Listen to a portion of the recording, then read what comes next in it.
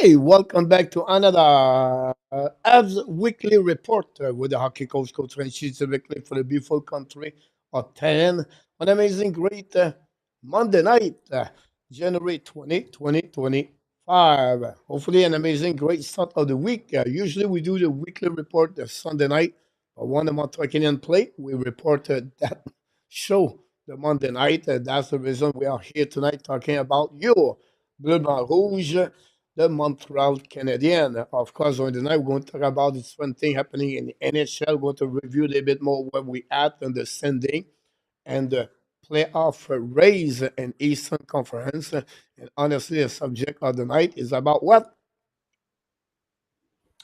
The best game of the year this season between the New York Rangers and the Montreal Canadiens. And maybe for many years ago, at least send the Montreal Canadiens are on the rebuilding team. That's maybe for me best entertaining game between the New York Rangers and the Montreal Canadiens. And we're definitely talking about that game. We're going to do a recap game, and I cannot do this show without my co-host. Every single time we do the weekly report, and now we have another one show up at the same time now for a couple of weeks. So we are really pleased and we are really grateful and thankful that both of them. They're really for Toronto from the freezer all the way to another freezer in Nova Scotia with maybe minus 30 with chilly wind. But they are back really talking about the hot team, the Montreal Canadiens. So let's welcome back Xhekaj and the green room. Mr. Enortap and Mr. Devin are in the house tonight. Hello, Coach. Hello, Devin. Hello, Hockey Nation. What a weekend, eh, Coach? What a weekend. Wow, it was amazing. Before we start, Devin, you have to watch this.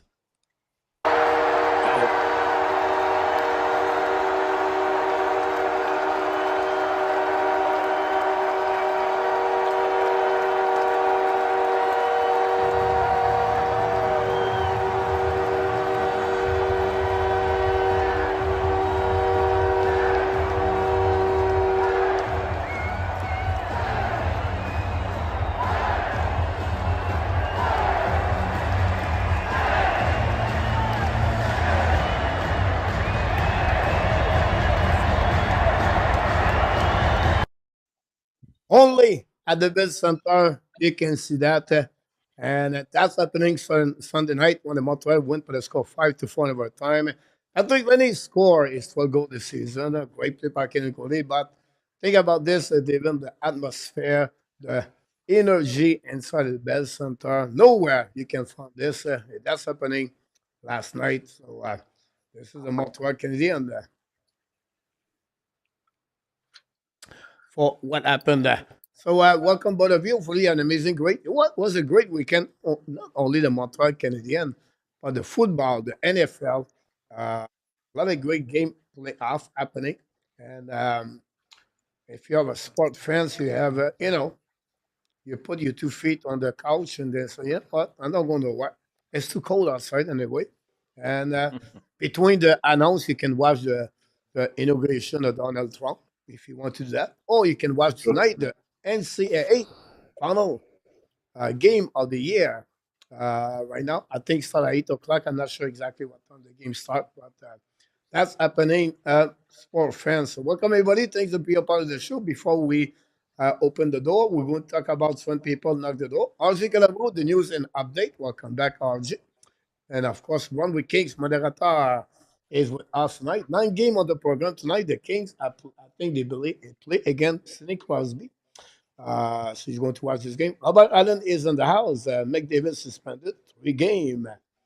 Uh, tonight, send the man knock the door. Welcome back, Stan. Steve from Oregon. Sanem. Hopefully, you're doing well, save, and the weather is not too bad over there. And Sanem, PLW, logo girl, is go with Sheffley. Max Sheffley to score for 2 points in league. Good luck for that one. PLW. Nem Dal is in the house tonight. Welcome back. Go drink some warm and water and honey. Bienvenue sur Scrapper, Mr. Nartap. Anastasopoulos. That's a big name to Welcome, put Matthew. in. Imagine your name playing NHL on the back of your jersey, Anapopoulos. That's like cover a lot your You jersey got to get a name. bit of a curvature. Yeah, TH is in the house tonight. Welcome back, TH. Big friend of who? The Welcome. Islanders from the Capitals, Canada. Claude Richard sit at home watching a lot of things going on. Toronto lead 1-0 against the Tampa Bay Lightning. Tampa Bay visit Montreal tomorrow night. And we're going to be live at 7 o'clock p.m. Welcome, Mr. Triple W is back in the house. Welcome back. AK from Edmonton. I can't wait to hear his comments about McDavid suspension. I bet it be, I think, I bet it's cold over there. I'm pretty sure. Abby Nation knocked the door. Welcome back. Here we go, monsieur. I was at the game last night. I was sitting behind Tobesh when he made the two save. The best center was electric. You're absolutely about that. Cannot I don't know, man, in our top, but that was like one of the best games on Montreal Canadiens this season.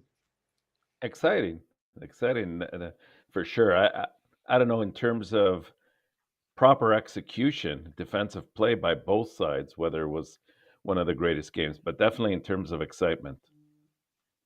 I'm sorry about that. What do you think about David?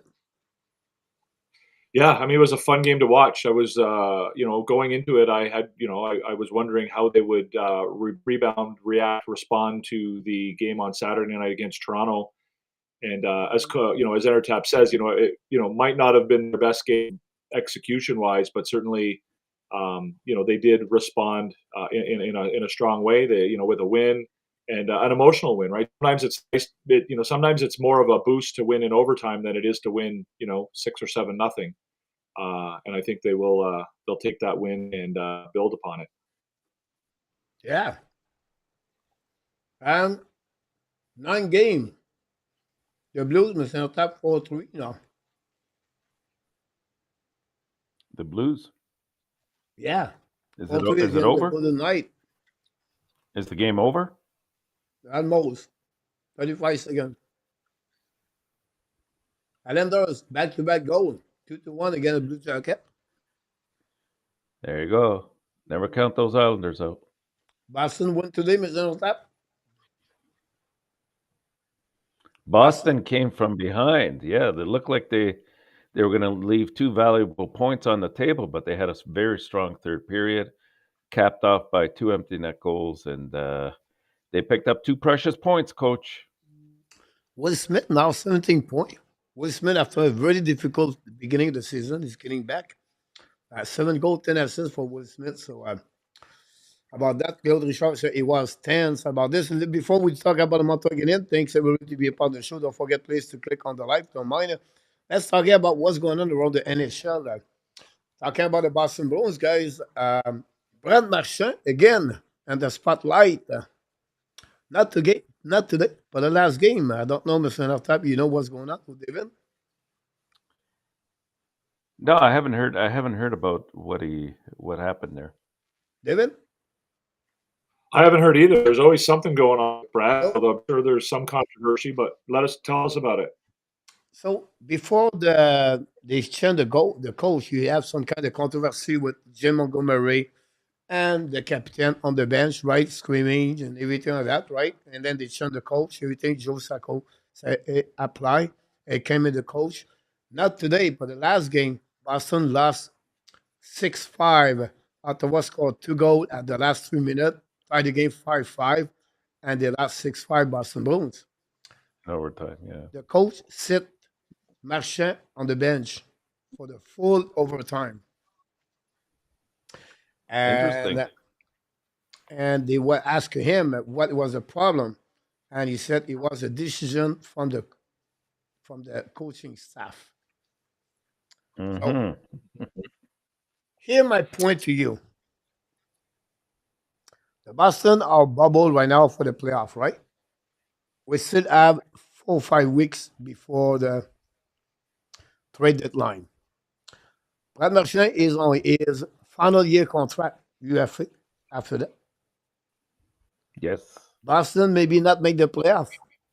Do you think it's the Yeah. time for Boston to decide to go to another way and now to buy a seller or become a buyer?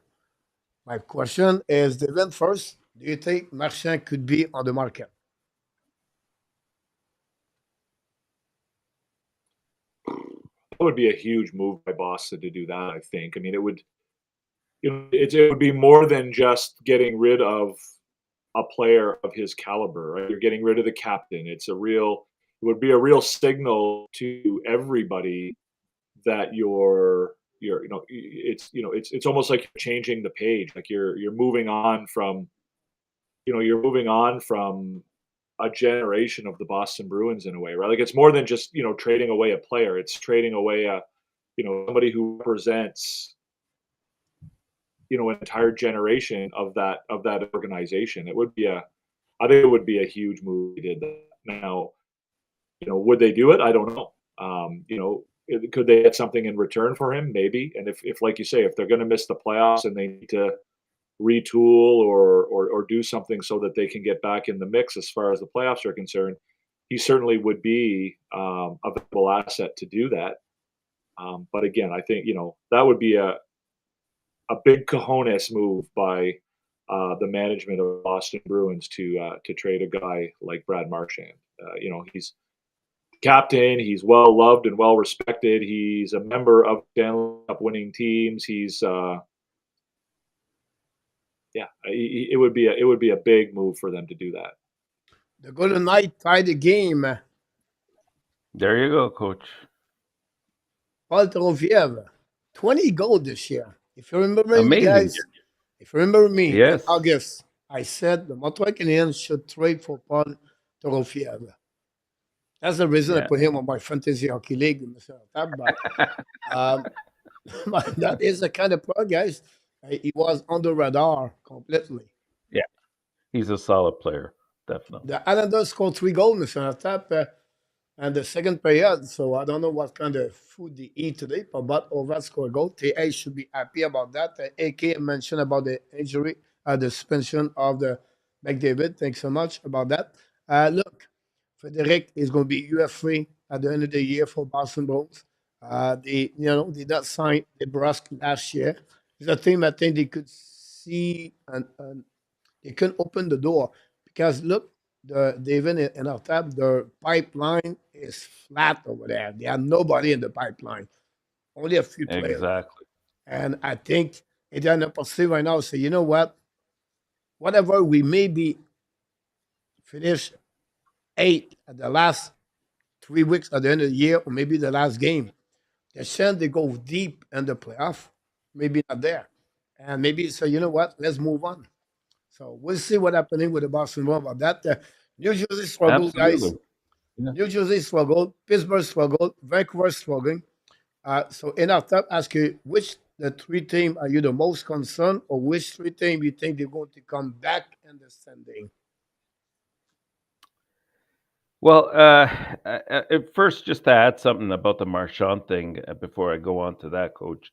I mean, you got to look at where Boston's situation is, right? Like they're over that level now where I don't think that they're seriously contending for a Stanley Cup.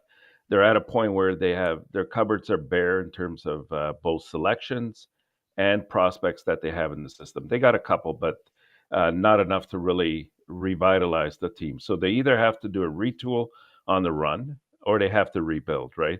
So in this case here, and if you recall, both Luciano and myself, we mentioned it last year. We said, sell high. You got Marchand, and now this is not the first time that some kind of news has come forward where there's some kind of a rumbling, and usually where there's smoke, there's fire. So at this point, yes, it would be a ballsy move, but I think it would imagine the return that they can get on somebody like that, a team that needs that one depth player that is pretty much clutch too. Like he's proven that over the years and would definitely assist them.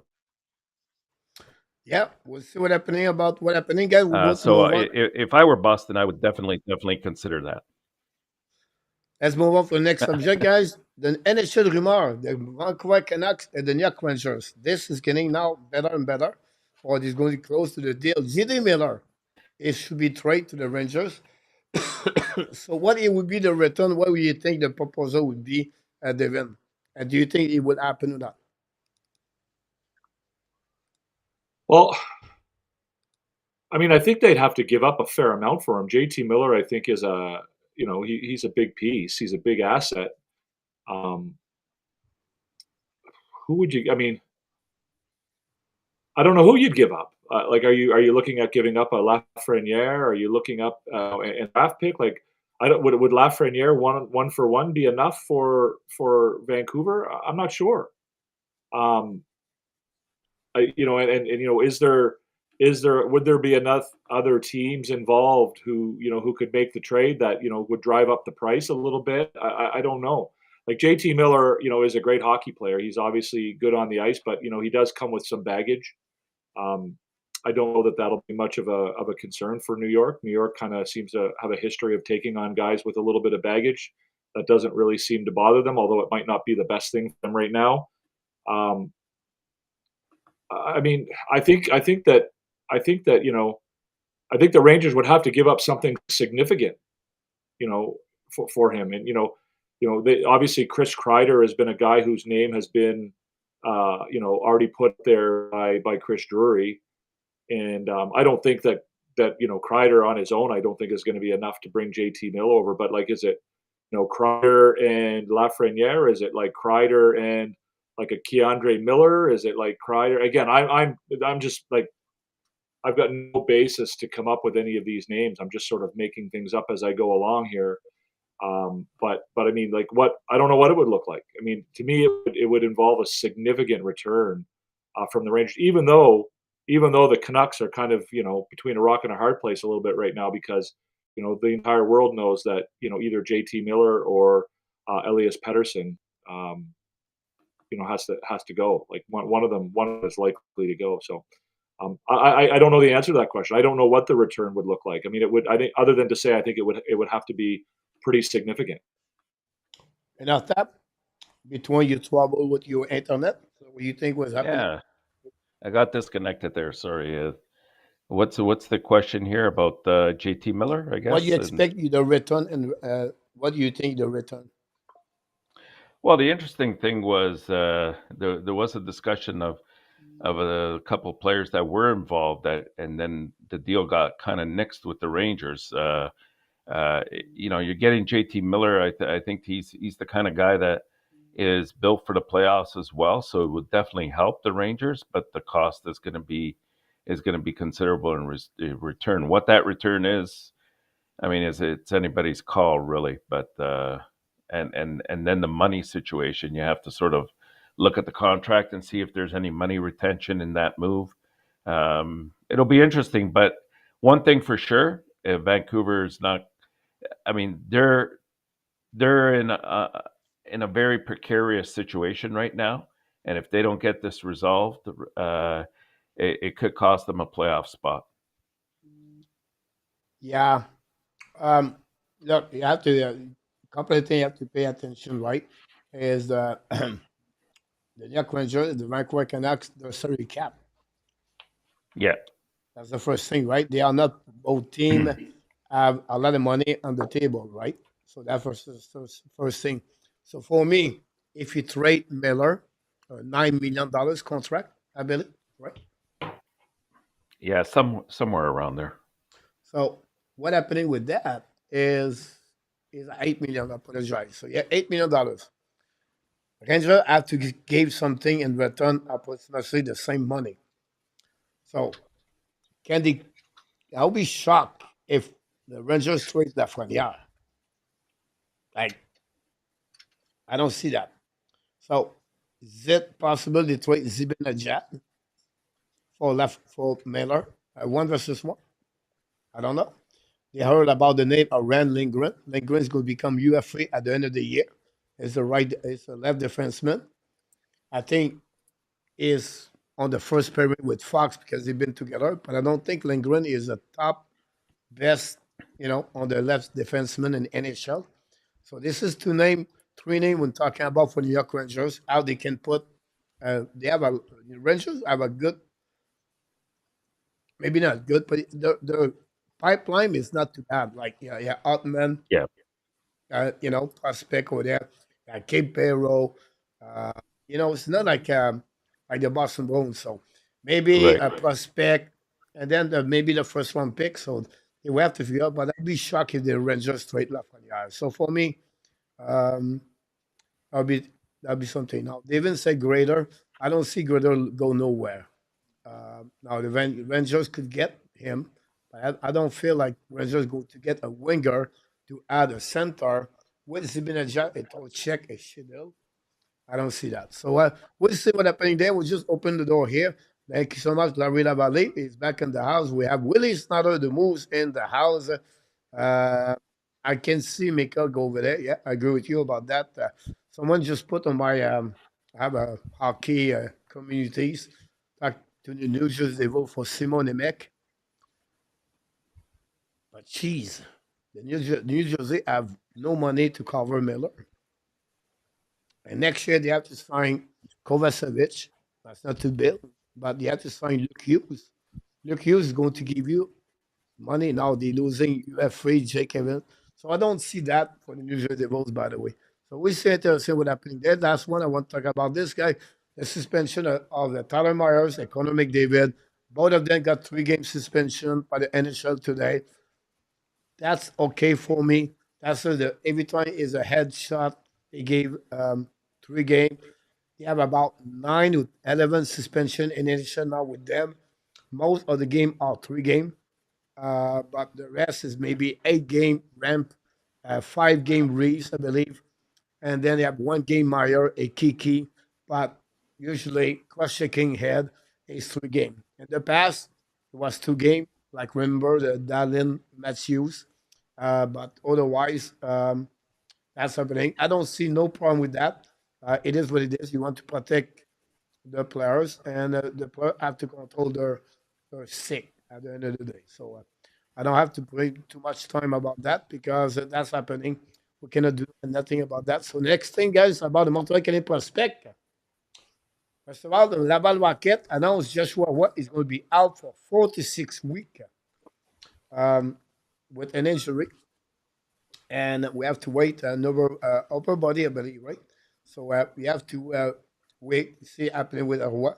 And then Evan Demidov and Jacob Fuller are the star of the week. And the KHL, this is the 6th time Demidov did it this year. And that's equal the record of Tovalin and the KHL with 6 time at 19 years old. So congratulations for Demidov. And then you have Jacob Fuller for the second or third time of the year is a goalie of the week and ACAC and NCAA. Great performance, guys. You have other goaltender. We'll talk about them the next couple of minutes. We'll talk about the Montreal Canadiens prospects. I just want to open the door for the ad news. About that, Fuller finished with a save percentage of 982. Gave only 1 goal on the weekend with the Boston College. They won the both game for them. And the Beatles return on the ice tomorrow morning at 11:30 a.m. Eastern Time. Again, the team Locomotive and Davidov, I believe. Radulov. Anyhow, at recap weekend, ladies and gentlemen, that's what we'll talk about them. Pizza is in the house. Welcome back. Thanks, Woody, to be a part of the show. What the report on Beck first game? He played what 8 minutes overall. Nothing Yeah. not much about Beck, honestly. Uh, they protect him, and I was not expect more of this. Why he played 3 games in 3 nights, so you don't cannot ask him more about Played, this. So you know, he played four. Or He played 4 games in 5 nights. yeah. 4 game in 5 nights. If you want to add the game for Yeah, Wednesday, so you Yeah. know, yeah. I don't think was expect too much about that. I think we see him a little bit more Tuesday and Thursday when you go to play for that. So the recap weekend for the Montreal Canadiens, guys. But first of all, 1-1-0, goal for 8-11 -3. Last again 7-3. New York Rangers 5-4 in overtime. They are now fifth in the division, 9 in the Western Eastern Conference, and 18 in the NHL. They are 1 point behind the playoff wild spot. The hot goalie they meet this weekend, Wool and Jonathan Quick at 39 years old. Montreal Canadiens have 26 chances higher danger scoring chance against the New York Rangers Sunday. This is the second highest number, but that's the highest number for the Montreal Canadiens this season. They have 33 shots on the net versus 61, but the special team struggling, the power play and the PK, and the last 5, 6 games for the Montreal Canadiens. So now it's your turn to share it with us. First, we'll talk about the Toronto Maple Leaf game. What is your impression about that? And then we're going to move on the second game. So I'm going to start with Enortap for Toronto, followed by Devin for Toronto. Then Devin, you're going to talk about the Montreal Rangers, and then Enortap, you're going to finish with that. Then we're going to move on to the out of the Montreal Canadian weekend, everything. So let's move on to the people in the chat. You can share your point of view. Well, the Saturday game, of course, started off very promising against the Leafs. I thought that Montreal pretty much dominated that first period. They got out of the period with 3-0 lead with two late goals, I guess. And you could very easily have been a 5 or possibly even a 6-0 lead. I thought that not only in that period, but later on, when Montreal was still with a lead in the second period, I think Wall really stood on his head and made some fantastic saves. You had Cole Caulfield through, you know, everything but the kitchen sink at him in terms of, I think he had a career high of 10 shots on net on him. And, he just didn't have any luck there in terms of putting one past them. And you know what? I think Coach and Devin, I mean, for me, the game could be summarized in a couple different ways. One, it was somewhere, I think, in the mid part of the second period, and Dvorak took a shot, hit the goalpost. McMahon comes back the other way, and I think Dvorak really got. I don't know what happened. The brain freeze, just stopped for a span of 1 or 2 seconds and did not really join the play until much later. I'm not putting it totally on him, but you're part of the play. It didn't go in. You got to get back. You got to pick up your man, and McMahon scores an excellent goal. And then on top of that, you look at the fact that the Leafs score between a late goal in the second period, an early goal in the third period, followed by two more goals, all within a span of 8 minutes, and that really solidified the game for the Leafs. Montreal wasn't in a position that they've had this kind of a lead really in the past, and it's yet one more lesson that they needed to learn from.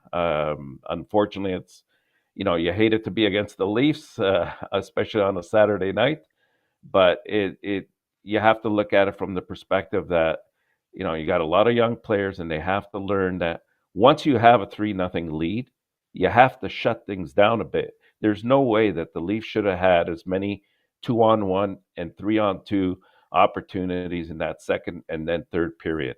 And I think that did them in. I know a lot of people say, no, you got to continue with what you're doing. And you have, good teams that know how to win, get that lead, especially when it's 3-0, and they shut things down. You just don't allow teams to have any momentum. And that's what they gave the Leafs. And we saw the effects of that. Devin? Yeah, I got a bunch of stuff to say about the Toronto game. I mean, overall, I think it was a game where the Canadiens were outclassed by a more mature, a more advanced team, right? A team that's more efficient at taking advantage of their scoring opportunities. The Canadiens, I think probably had more scoring opportunities than Toronto did. They just weren't as efficient in converting them. And you can say that that's luck, and to a degree it is. And you can say that the Toronto goalie stood on his head and you got out goalied, but at the end of the day, if you want to be a mature contending team in the NHL, you need to be more efficient with your scoring opportunities. You brought up a really good point. I'm glad you brought it up. You brought up the Dvorak situation, right? He goes in, he puts a shot off the crossbar, and he stands there for 2 seconds.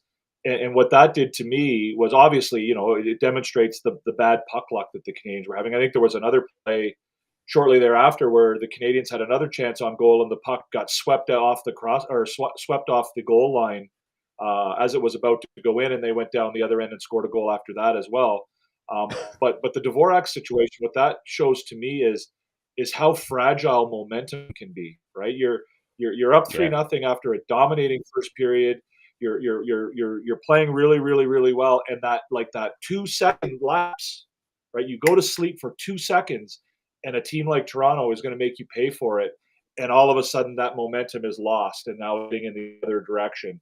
And it just you could as you say you could almost visibly see the game change on play, and so yeah, so I mean, I think it's I think there's a lot of different things that we can look at from that one play, and I don't think it's really hard. I think to blame Dvorak because if McMahon had gone down the other end and shot the puck wide, we wouldn't even be talking about it right now.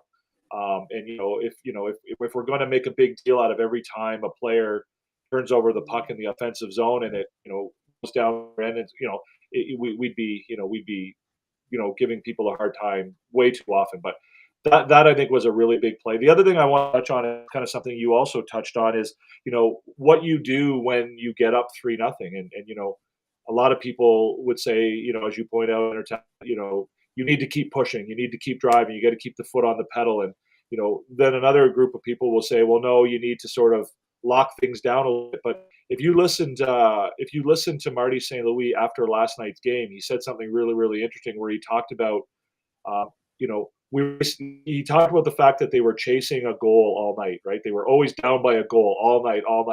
They were down by a goal. And what he said was, our is good enough that we can chase a goal. We can put a push on to score without abandoning our defense, right? We can be desperate to score a goal, and we can put put it into third gear, to try and to score that goal without sort of taking risks that we wouldn't normally take. Right? Our structure is such in such a way now that we're good enough that we can put a push on to score at points without abandoning our shape and our structure. And so to me, that's sort of where you want to be as a team. You don't want to be a team that has to either abandon their offense so No. that they can shut down another team when they're up 3-0. But you also don't want to Yeah. be a team that decides that we're going to go. There's a happy medium between that. And when you're a really good team, if you're down by a goal, all you have to do is go out and continue to play your game, and you'll get that goal eventually because you're good enough. And if you're up by 3 goals, all you have to do is just go out and play your game because your game is good both directions. You can do that. And again, I'm not saying that you're right or wrong, Enortap. I'm just saying that it was interesting to hear Marty St. Louis say that. Yeah, and Interesting to you hear know him say what, that. Devin? Sorry to interrupt, but I just wanted to add, like, when I say shut down, that doesn't mean that you're just going to play necessarily a defensive game. I think you're still forechecking hard, you're doing the right things, but defensively, you should never be caught on 2-on-1s or 3-on-2s or even breakaways. 100%. That's the only point I was trying to make, and good teams Yeah. don't allow that. And I'm agreeing with you completely, but I thought it was an interesting point that you don't have to go into that shell, but you also don't have to be risky offensively either. If you're a good hockey team and the Canadiens are building themselves towards being that, then they'll not have to worry about that. Like I said, if they're up 3-0, they can continue to play their game and they'll be fine. If they're down by a goal, they can continue to play their game and they'll be fine. Now, if they get down by 3 goals, maybe they have to start taking a few more chances. But that is what it is. So I just found that point really interesting. And again, I think if I'll go on to talk about the Rangers game here too. I think overall, I thought that the defense in these 2 games was kind of a bit of a step backwards from what we've seen over the last month or so. I read a stat somewhere, and again, I believe it's correct, but I don't want to I didn't confirm it, but I believe they allowed 20 goals in their 10 games prior to the Toronto game. And then they allowed 11 goals in 2 games. And so I think overall, their defense needs to, to tighten up a little bit if they're going to continue to play the way that they have over the last month and a half. Last night's game, again, it was a weird game. It was one of those games where they were always down by a goal, but you never really felt like they were out of it. Like I had a relative level of confidence they were going to win that game throughout, even though they were continuously trailing the Rangers. I thought they continue to get scoring chances. Again, I think their defense needs to tighten up a little bit compared to where it's been for the last little bit. But again, they faced another goaltender that was really really hot, and this time I think they did lock things down defensively a little better than in Toronto, and they didn't allow Toronto to get that 2-goal lead. Right, that 2-goal lead is kind of what kills you. As long as you're within 1 goal and the goalie's hot, you can continue to pressure him, and you know that eventually that puck's going to go in the net. But once you get down by 2 or 3 goals, then it's kind of hard to fight that. So yeah, I thought again the fan reaction I think will give them a real big boost going forward too, because scoring in overtime, Patrick Laine, uh, the whole. I mean, you showed us, coach. You showed us what the Bell Center looked like after the overtime goal. I think that's an experience that the players will take with them. I think I talked about this on my show last night about how at this point one of the biggest things that the Canadians were amassing assets. Then they were, learning new structures and systems to get better. Then they were learning winning habits and how to win. And now I think a lot of what they're doing now is gaining experience, right? They're gaining new experiences. So they're going to, the good thing about being in the mix, if we want to call it that, is that they're playing games that are meaningful for the rest of the year. They're experiencing something that they've never experienced before, right? Jakub Dobeš last night, his first game at the Bell Center, he never experienced that before. It was a good thing for him to experience that. Saturday night, Bell Center, Hockey Night in Canada, Toronto Maple Leafs, the entire hockey world is watching. Those young players haven't really experienced anything like that when the team was actually in contention, right? They've played Toronto on Saturday night before, but it never really mattered before. And so these are all experiences that they're gaining right now. So for me, the game on Saturday and on Sunday was really good from an experience point of view, and for those players to gain those new experiences and to feel what it's like to be in those situations and to see, to see how they would react to it. And then obviously, where they reacted well, they can carry that on to the next time they play a big game. Where they reacted poorly, Lane Hutson, right, learning his lesson from Saturday night, had a terrible game, maybe one of his worst of the year, came around on Sunday and looked like a completely different player. I rambled on a little bit there, but to me, the experience of those 2 games for the Montreal Canadiens, especially their younger players, I think is the big takeaway for me, is that they now know what those games feel like, and they'll know what that feels like the next time they face that situation. Enortap? Yeah, you hit on a lot of great points there, Devin. I can't disagree with that. For me, it was resilience, right? I thought that you didn't know how Montreal, especially as a young team that's never been, playing games as meaningful as they are right now, was going to react after that 7-3 loss to the Leafs, especially in the manner in which it was completed. So for them to come back, and they really never had the lead in the game. The Rangers always were in the lead, but Montreal kept, responding to that, and that's what I really liked. I thought that they, I think for the second game in a row, they outshot their opponents. They had over 35 shots in both games. I think the Leaf game they had 38, if I'm not mistaken. So that shows you that they're engaged the entire time. They have each other's backs, and that's evident in many different ways, shapes, and form. I thought, maybe Dobesh didn't have one of his best games. Probably, I would venture to say his worst game since he's come up, which is still good by all other standards. But I think he made a couple of excellent saves in that overtime period that allowed the opportunity for Montreal to come back, and really, what a goal they set up by Gooley. Just a great pass, and Patrick Laine made no mistake about it. Put it in there for his, I think it's his 11th or 12th goal of the season now, 12th. So 12th. For me, it was about resilience, coming back from a difficult situation. Sometimes there's more pressure at home to win, especially when you have a crowd that's behind you like that. You tend to want to do a little bit more than you can actually take on, and It's easier to play sometimes on the road because of that. But you got to give him credit, and I think Dobesh put it best after when they interviewed him after the game, and they were remarking about his two saves, and he said, that's fine and dandy, but it was really the players. They stuck together. We believe in each other, and this game is on them for not giving up at any point. He was awesome after his interview after the game. He's turning in character. Like I love it. Like his play on the ice is one thing, but what he's becoming off the ice is awesome too. Like just to hear him speak after games, no filter, just like he talked. What did he say in his interview last night? This is the greatest job in the world. Like nobody, like he's just so in love with everything, and I love it. It's so good for Montreal. It's so good.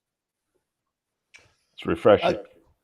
Great resume. Both. I will say to you guys for the game on Toronto to Montreal. Montreal play maybe one of the best 30-minute, 40-minute of the game and the season. It was completely dominate Toronto Maple Leaf. After 40 minutes, it was only 3-2. So Montreal stay in the game. It was really good. And at the end of the day, it's all about risk management. So Leonardson you cannot cross the hash mark on the offensive side. You cannot. So whatever you blame Devorak, Hudson is at the goal line. You lead by 3, not 1, by 3. You don't need 4. You don't need 4.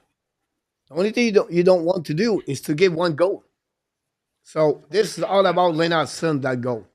Yeah, that's it. You can say, oh, he's great. You cannot. He's 20 years old. That's it. That's Leonardson on that goal. That's simple right there. -5 in the game, Leonardson, that night. So Yeah. that's part of this game over there. He got Said caught up. that, said that, it's all about risk management. When you lead by 3 goals, risk management. Montreal did not happen a lot the time they lead by 3 goals. So this is a new thing for them. They need to learn to protect their lead. If you know that by 2 goal, 1 goal, they can hang in there. But this is new for them. So they have to do the risk management. Then you can accumulate with mistake on different ways. Montebo was not his best game of the season. But what we don't see that, if you watch the score, you don't watch the game. So, oh my God, Montreal lost a bad game. Look how they responded at Montreal. Cole Caulfield had what, 10 shots on the net, I believe. Will Rob at least 4 great shots for the Montreal Canadiens. The score should not be 7-3 at the end. If Montreal can score the 4 goal at some point, or when it was Yeah, it's 3-1, over.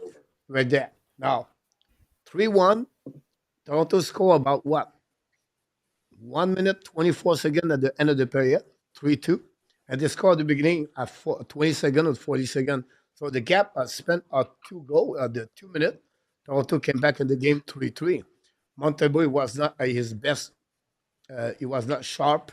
He gave a bad goal. The one for Nylander, right? This is not.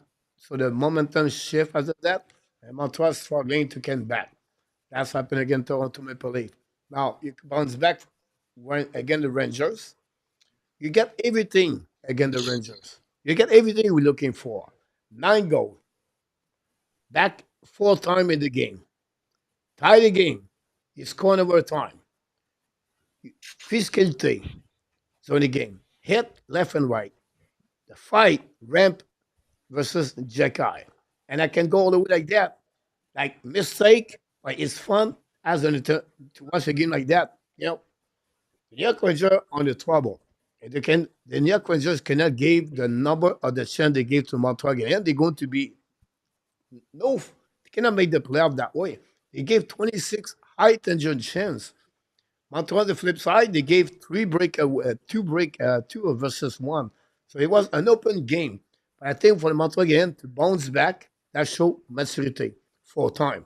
For me, Montreal Canadiens, I believe at the third period, it was the team want to win this game. It was the way they played the third period. They shot 16 times, if I can recall it. So they show they want to get that game, and they did it. Whatever they trailed by 1 goal, they are so believe on themselves, so confident about them, they know they can come back. And that's happening again. So you get a goal of Xhekaj. You get an assist for Hutson for 8 straight games. And then you have 92 scored a goal at overtime. And you have everything. And then Tobesh with 2 big saves at the overtime to get a Montreal again to get that W. Put this all together, guys. This is the reason why the Montreal win this. So a lot of more positive side of the game. It's only weekend at the negative side of the game. That's what I'm looking for, and that's happening for the Montreal Canadiens. So I think overall it's a great weekend for the Montreal Canadiens. In my opinion. So what we do Yeah, and I usually, think we go ahead. so just quickly, like I think you make a great point about Lane Hutson on that goal, and I think for me that was an experience thing, right? We know Lane Hutson's entire motivation right now is working on when to take risks and when not to take risks, right? We've talked about that. Like we've seen his game change, we've seen it develop. He's talked about it. Marty St. Louis talked about it. I think on Saturday night he got caught up in the emotion of it all, right? I mean, he's never been in an arena hockey like that before, and it was he got caught up in it. And that's a young 20-year-old hockey player. It's going to happen. But what did he do? The next day, he came back in that same environment and played a much better game. And to me, I think, you make great points, coach. And to me, I thought that Lane Hutson was the bigger problem on that goal as well. Now, he obviously did a real hell of an effort to get back and almost did. But, I think, to me, that's a 20-year-old kid getting up in, the emotion of a Montreal Toronto Saturday night game. And again, his rebound the following day, I think is the what did they say? It's not whether you win or lose. It's how you come back from it and how you respond. And he continues to do that. Well said about that. Now it's time to give us you stood out, obscure, and at the office. We're going to go a little bit, not friendly, but we're going to go one by one. So in our time, you gave us you stood out. Devin, you're going to go off you stood out. And then we're going to move on to obscure, Devin, then the not tap, and then back at the office after that. So Are we uh, doing the whole week or just the for the weekend? weekend, for the Okay. weekend. yeah, Uh, Toronto and uh, yeah, you know what? I mean, the stood out. There's a couple good stories there, but I mean, I personally really liked the uh, against the Rangers how Slavkovsky came out of the gate. And he scored a key goal at a key time there. He had I think 3 or 4 shots on net. He had 3 or 4 hits. I thought he was physically engaged and winning battles. He was moving his feet, and that's the kind of action that you need from him in order to be successful moving forward. If he can stay that engaged the rest of the year, I think I mean, the numbers are there anyways, but it never was about the numbers. It was about his ability to skate, his ability to get involved physically, and treat it like yesterday was pretty much you could say like a playoff atmosphere in some ways, and that's the way you have to play in the playoffs. So that was a good sign. So I'll give it to him based on the 2 games collectively. okay, Devin. Yeah, I mean, for me, it's a great pick, and I think there's a lot of guys that you could choose. But for me, it's Cole Caulfield. Cole Caulfield is turning into a hell of a hockey player. Like, I mean, when he was drafted, it was like, okay, this is a goal scorer. This is a guy in the mold of the US DTP has all of these. They've had a whole line of guys that have come out every year, and he's a goal scorer. He's a guy who can snipe. He's got a great shot. And the first few years, he was a guy who would post up somewhere and wait for a one timer. He is a like is an like he could be the best player on this team someday. I think there was a long time where we sort of thought, okay, he's really good, but he's a secondary guy, right? He needs other players to create offense for him. He needs to be around the right. He is turning into again, he's turning into a bit of a clone of Nick Suzuki in a way, kind of like he's. I don't think he's got the defensive thing that Suzuki has, and I don't know that he ever will. But like he's turning into an all-around hockey player, and it's not just the goal scoring anymore. And he's skating, he's retrieving pucks on the boards, he's winning board battles, he's doing all of this stuff. And I've said it before, and just this weekend was just another example of it. He was on my A team for both of the games this weekend. He's just doing everything now. He's not just a goal scorer. He's contributing defensively. He's making his line mates better. He's just been spectacular to me. And I tend to rave about players, and this is another example of that. But I just feel like his game has just evolved in such a short period of time to where he's likely going to be a point per game guy this year. And that was not a guy we thought he might score 40 goals someday, but we thought he would be 40 goals and 15 assists. Like we thought he would be sort of like a Austin Matthews in that way. But now he could be a 40 goal, 45 assist guy, right? He could be an 85 point guy. And Yeah. I don't think anybody envisioned that from him before this year. And I thought he was spectacular this weekend. I think he's having a great year, and he's just been really, really fun to watch.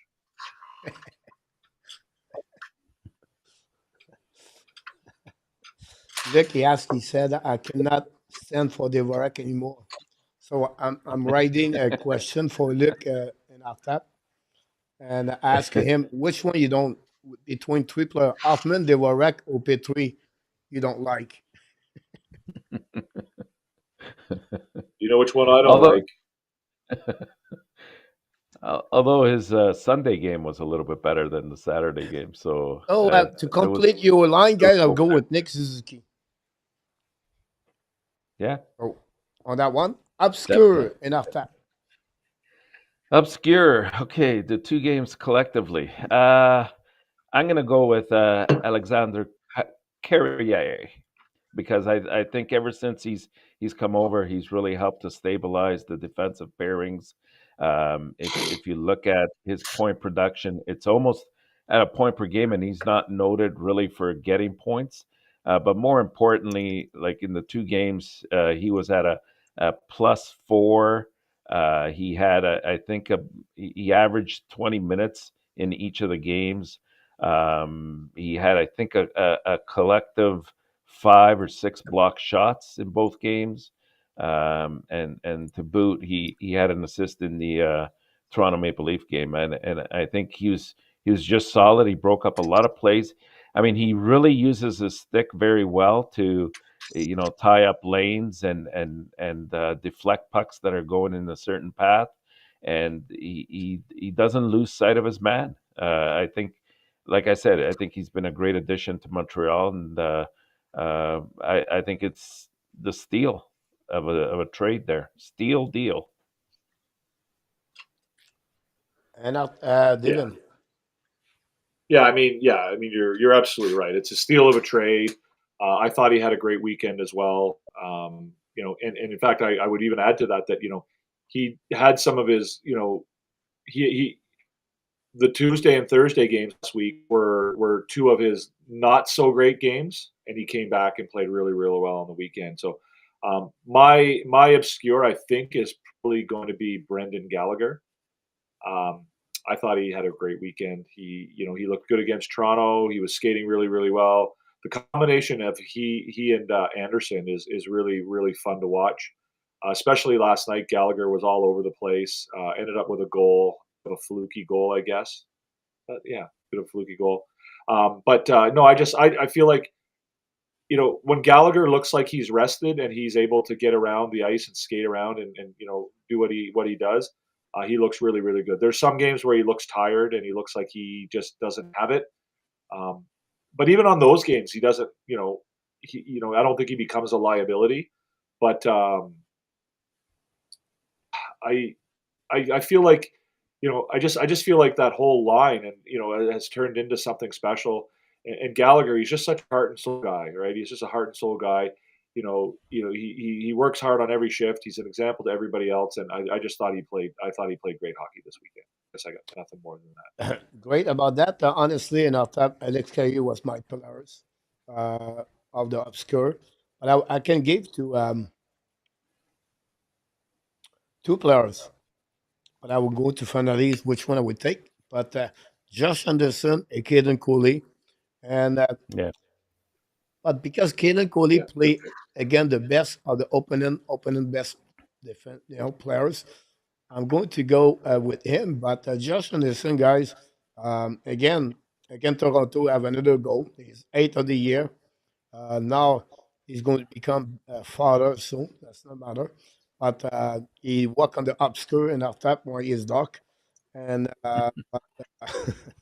but what happening? I'll go with Galen Coney on that one. And at the office, if you have one, and I'll tap who it will be.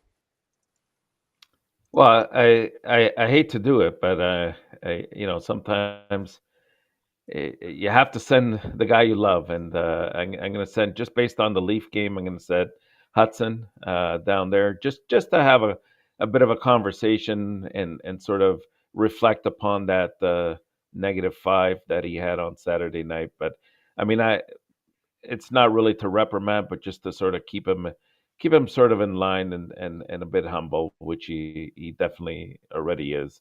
And you raised all the points already earlier, Coach. I'm not going to regurgitate them. Yeah, Devin. Yeah. Yeah. I mean that's. I think the easy answer is to say Pizzetta. I won't say that.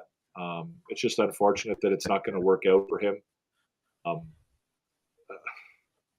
I guess I'll have to go with Hutson as well. And I don't think it's funny because Marty St. Louis now talks about how he doesn't have to reprimand the players very much anymore. They're kind of coaching themselves. That they all know when they've done poor and when they've done well, and they hold each other accountable. So he doesn't have to go into the dressing room and scream and yell anymore, or if he ever did that at all. So again, I'll say Lane Hutson, but knowing full well that you don't really have He to learned. call a guy like that into the office. Yeah, you don't have to call him into the office for him to learn a lesson. He learned it already. Marco kind of said it in the chat a minute ago about how I think he bring Hutson into the office just to tell him not to be too hard on himself. So maybe that's what you do. But I'll take Lane Hutson only because I don't think there's anybody that really stood out as somebody who struggled. I know Coach had said, Patrick Laine had looked, like he struggled a little bit earlier in the week. But again, I think last night he certainly proved himself and made up for all of that. So I'll go with Lane Hudson. Okay, I have Samuel Montembeau. Yeah, I think Samuel Montembeau need to be at the office. I'm going to send also at the office Michael Pesela with one ticket to go somewhere else because that's time for him to move out. I think it's time to not to be upset about him, just tell him, look, hopefully he can find his direction to go somewhere else. That would be the best win for him. And that's it. That's my only, honestly, Montembeau for me for the at the office this week. Uh, I think he should be better at what he saw Friday, Saturday. It's happened to any goalies anyway, but that's the reason. I think he make the big save like Tobesh did, but I think Montreal could win that game at the right time, right? It was 3-1. They get a second goal, 3-2, then 3-3. That's what you need for a goaltender. So Montembeau for me is going to the office for the weekend. Here we go. Let's move on, guys. We're not in Can I ask you comments. guys a quick question? Can I ask you guys a quick question? Would you rather see Pizzetta go to Laval or go away? Would you rather have him clear waivers and go to Laval, or would you rather him be out of the organization? Like, do you think there's anything redeemable for him in Laval? Look, Absolutely. for his career, I prefer him to stay in NHL and to play somewhere else. I'm talking about individual player. Does it make sense? Yeah. Now, Yeah. Yeah. to have Pesada Laval is good. I think it's unfortunately not good news for Arsenal at the end of the day, right? But I think for me, for Michael Pesada, if he can find a place, a team where he can use him for a specific reason, I think it would be good for him. He still have a 1 week contract, so it's not bad to go back in Laval. Laval will take advantage of Michael Pesada. He can play a role. I think Michael Pesada could helping Florent Xhekaj, in my opinion. Yeah, to absolutely. understand what it takes to be in NHL, by his experience about that. But that's the way I Yeah. see that. For and at the end of the day, right? You don't want to use Michael Peseda to take more time as you young player you have at Laval. That's another reason I would say that to you. So for me, he can play on the 4 line with Luke Talk and Florent Xhekaj. That'd be perfect. But don't put Peseda on your top 9 while you're going to cut the time of I just mentioned name right there, Mejal, Beck, Riley Kidney, or whatever who they are. So that's one thing. But again, my personal preference, try to get him to a spot somewhere else for him. But the time, it's come for him. Great question about that. Let's move on to the next thing, guys. I want to talk about this. It's fun weekend. You have Lane Hutson and you have Arber Xhekaj. So when I said that, I want to hear from you guys. What do you feel about I know, Devin, you talk about the Lane Hutson, maybe in our top two. But it's fun between Xhekaj this weekend and, of course, Lane Hutson. So what do you feel that's fun they have at both of them on the weekend? Uh, I think it was an interesting weekend for both of them. They obviously contribute to the team in very different ways. Um, certainly on Sunday we saw how Xhekaj can contribute to the team and how he can, use his role to make a difference on the team. I think that it's absolutely ridiculous that people are making a big deal out of him pointing to the scoreboard on Saturday night. Do you not do that? Probably a perfect world, but again, I don't know that he was necessarily doing it to show up Ryan Reeves as much as it was to say, like, why would I fight you up for nothing? The Go, only go ahead. problem there, Devin, is the only problem Xhekaj need to learn that, all right, is the one you show the scoreboard, right? Yeah, no, absolutely. So Yeah, the I, I, point, I it get was that. just tell him, look, buddy, it's 3-0. I'm not going to fight right now. No sense to me to fight at that moment. So he said that, but he should not show the scoreboard. That's fun right there. A little bit like Kokanemi, right? Yeah, no, I agree, and that's the point I'm making is that I don't think that he pointed at the scoreboard in an effort to make a big show out of it. I think it was just sort of his reaction was the point. Like it's not like I don't think he did it in an effort to show up Ryan Reeves. I think as a young player, he did it, and he just kind of was like you say, Coach, like why would I ever fight you right now? It makes no sense for me to fight you right now.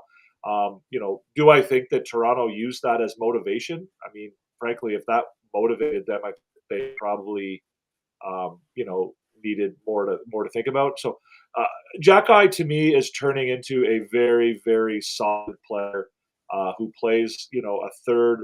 He plays his role as a third pairing defenseman. As well as any third pairing defenseman in the league, he's solid. On the blue line, he obviously made a huge turnover last night, which again, you just can't have happen. But it's just so rare for him to do that anymore. Earlier in the season, it happened, quite often. Um, and so for me, Hutson and Xhekaj are two guys who contribute to the team in very different ways, and this weekend showed, how they both do that. Right? Obviously they're very different players. They have different skill sets and whatever, but they both have something to give to this team. And when they contribute, they make a difference. They're both difference makers on the team. They're both impact players on the team. Now, tap. Yeah, you know what, Coach? I think we're seeing the emergence and the maturity of a Arber Xhekaj on the team. And a couple years ago, we were lamenting the fact that he was looking for too many fights. Sometimes he wasn't stressing his defensive game as much. And I think Martin St. Louis really set him aside and showed him, with his stint that he put him in Laval and then brought him back up later.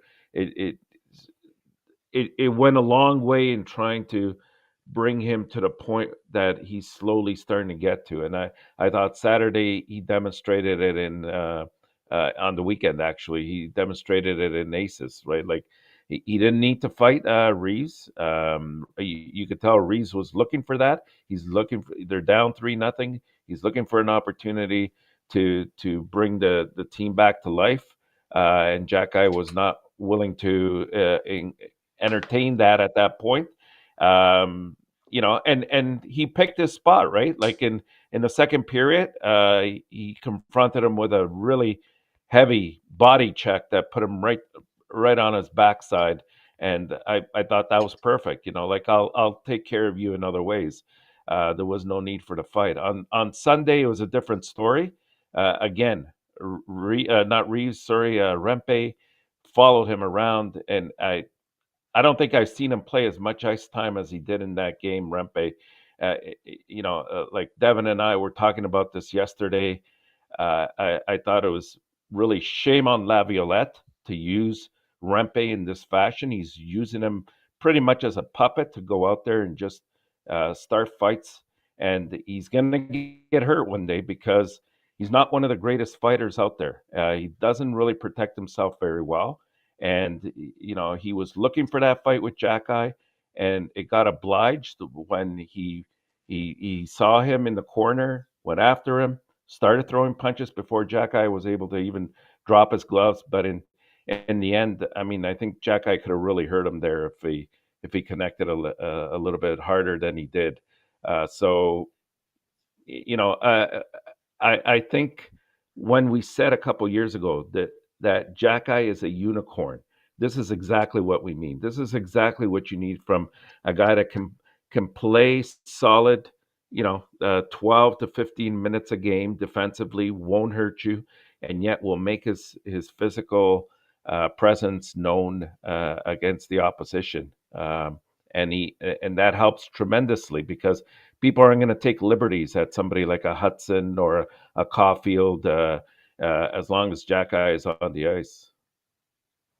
Yeah, I think Xhekaj. I've said this before. Is I think Xhekaj has an opportunity to revolutionize the enforcer role in the NHL.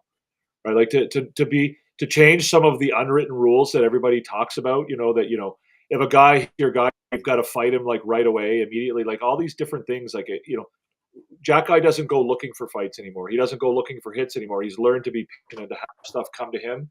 And I think as a player who has capabilities beyond fighting, I think he has a real opportunity to be sort of a new version, a new generation of the NHL enforcer. And I think Marty St. Louis has kind of hit on that, and I think they're getting some coaching. I mean, Sean Starr, I don't know if you were on the show when he said it the other day.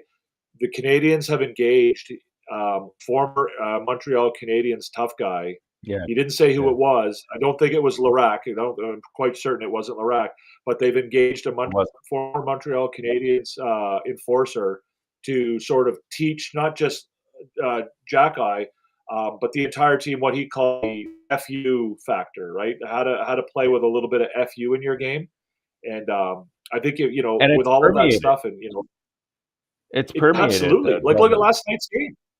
Yeah, Look at last and night's game. There were the not Canadiens just were not Xhekaj, the entire team. pushovers. Yeah, Yeah, the absolutely. scrum in front of the bench. Josh Anderson beat the lips off of Jacob Trouba early in the year, right? And, that scrum they had in front of the net there last night. Caden Gooley's not afraid to mix it up. Like it is permeating, to use your word, into the team a little bit. That sort of, again, I don't think they want to be tough guys, but they certainly want to be a team that's tough enough to And stand up when the other team tries to be tough guys. absolutely. Maturity right there for me. Xhekaj become really smart to figure out when he can do it, when he cannot do it.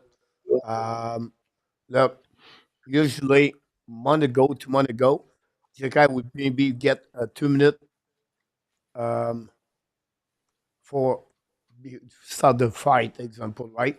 Now he let Instigate. Ramp to do that, so he sacrificed for the team to give, he got three punch in the face before he get that, and then he gave a 2 minute extra for Ramp about this. Matthews tried to do a Michigan, guys. He just No missed. success. Yeah, Just missed. he turned around to be Alabama, but he tried to do it. Um, It was a Putin Michigan instead of a Michigan goal. Yeah, yeah. Xhekaj, he learned from that one over there. Very mature now to pick up. Like Ren Reese, only thing he should not show the clock, but otherwise the scoreboard. But otherwise, again, he did Yeah. the same thing, and he did very well when he hit that Reese at the middle of the ice, right? Big chunk over there. But I think again, the fight against Ramp not turn the full momentum of the game, but he turned the momentum of the game, I think, after that. Montreal respond. I like Savard again, one extra. Now, one, I want to mention one thing about that for Lane Hutson. A bad weekend, I understand that. But again, when I said the word maturity, it's because Xhekaj learned in the last 2 months to react and to look better. And Lane Hutson need to little bit learn about risk management and when you have to go and when you cannot go. Rewards, right? And that's will come with time. So yes, everybody have a bad game. It's happening to him. Look why he's bounced back Sunday about that. Marcus in the chat, he's maybe difficult on himself, right? But again, this is who he is right now. I'm not worried about Lena at all, by the way, about that. 8 straight game with a point. Look, the kid is amazing. On my point behind that, guys, I have a very concern about this, and nobody talk about this. And I watched again this one. I did not like the reaction of Montreal Canadiens, but if you watch Nick Robinson on his slew foot on Lane Hutson, and no call for 2 minutes on that one, and no reaction from Montreal Canadiens, is my concern about that. Um, if the See it. opponent team tried to hurt your best players, and I think Toronto find a way maybe to play Leonardson the best way during the weekend. We see how he's going to do look like Leonardson again April 12th. But I think it was the first time an opponent team make Leonardson on that situation. But again, the gesture on Nick Robinson, guys, no 2 minute, no reaction for nobody. That's my concern. But I think I wish the league be smarter. Talk about referee earlier. This is one the month they should get that one of that. And I think that's for me. I would like to have at least to have 5, 6, 3 guys. It's over. So why not to look someone to try to reach Nick Robinson when he's on the ice? I would like to see that. But otherwise, look, it's fun weekend for them. But at the end of the day, I'm not concerned about Lane Hudson. So I don't know if you see the gesture on Nick I didn't Robinson. see it. I didn't see it at all. I didn't see it at all. Yeah. I missed it. I, It's funny yeah, I because you didn't bring see that it. up. Like you don't have to send Xhekaj after Nick Robertson. You send Brendan Gallagher after it. Like that's what I like about this team, where they're getting to that point where it doesn't have to be Arber Xhekaj all the time.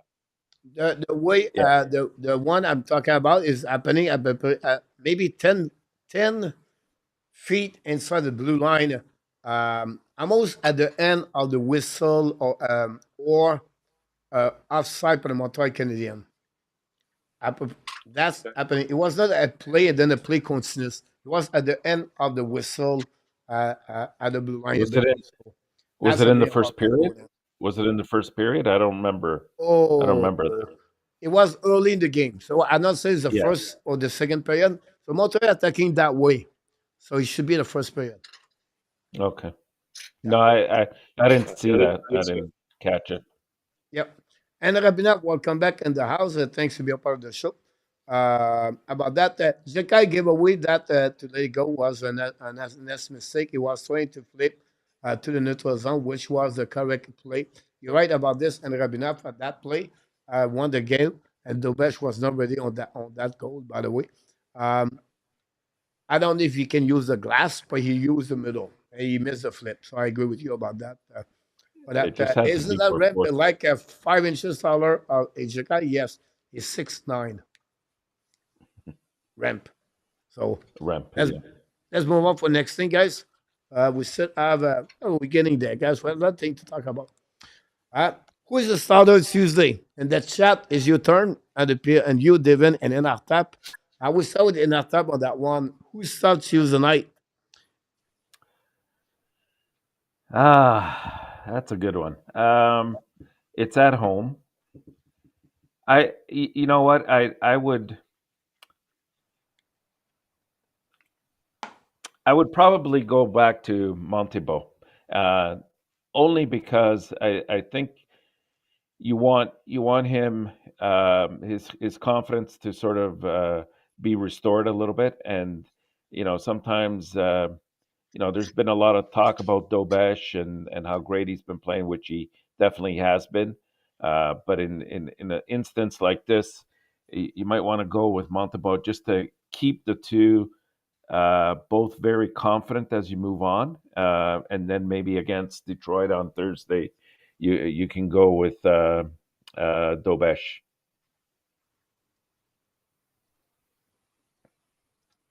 So Devin? so you've got Tuesday, Thursday, and Saturday. I agree with you, Enortap. I think you do go with Montebo. Montebo's your number one. It's not a back to back. There's not a rest. There's not an issue of rest here. I think you go with Montebo, and I think you give Dobesh, one of the other two games. You give him either Thursday in Detroit, or Thursday in Detroit, or Saturday against New Jersey. I think that's right, isn't it? Is that the right schedule? Yeah. Yeah, Um, yeah, so for me, I think it's Montebo. I mean, he's your number one. Obviously, Dobesh has the last four games has been arguably better than Montembeau, but again, Montembeau hasn't done anything to change his status with the team. So I think he's your number one guy. You start Monty. I think you need it. At least some people talk about Tobesh. I think Joe said your hot goalie. Triple W go with Tobesh. Some of you, Providence, most of neither them one go played with.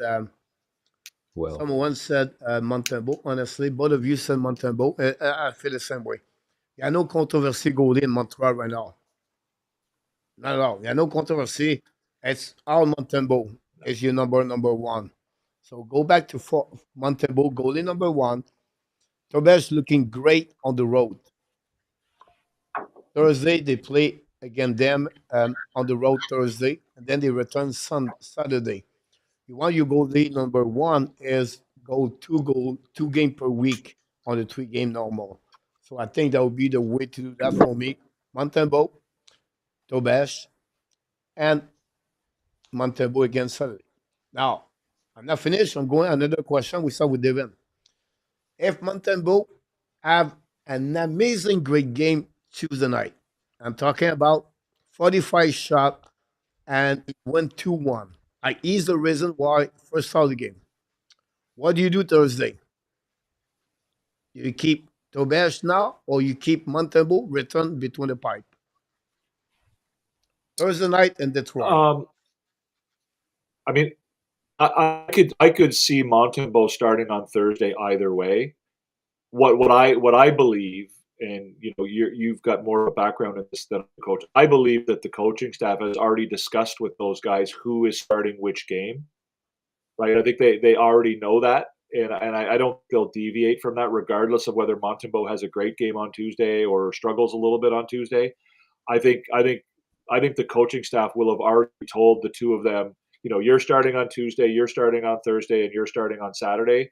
I don't think it will be a scenario where they're leaving them sort of up in the air to think about it. I think they'll have communicated that with them already, and I don't think that the performance of either player will change the plan.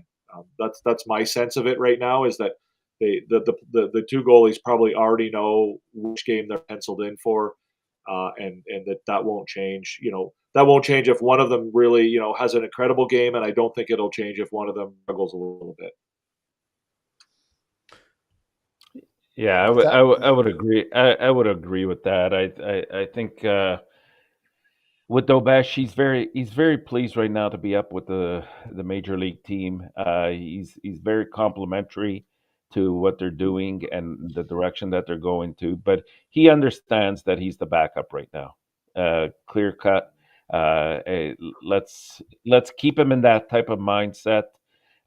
You go with Monte first, and then which is a home game, and then the Detroit game is on the road.